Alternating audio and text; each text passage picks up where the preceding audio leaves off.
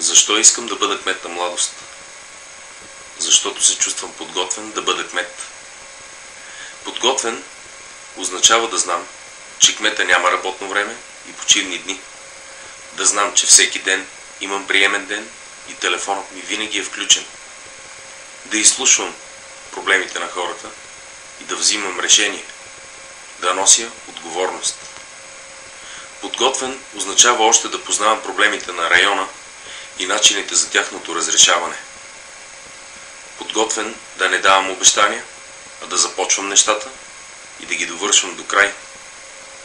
Подготвен за работа съвместно с хората, общината, общинския съвет, държавата, дребния, средния и едрия бизнес.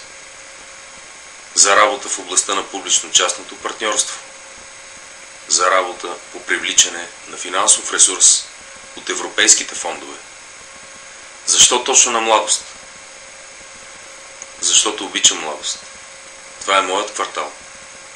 От моето семейство 4 поколения и днес живеем тук, като 3 от тях сме раждани в младост.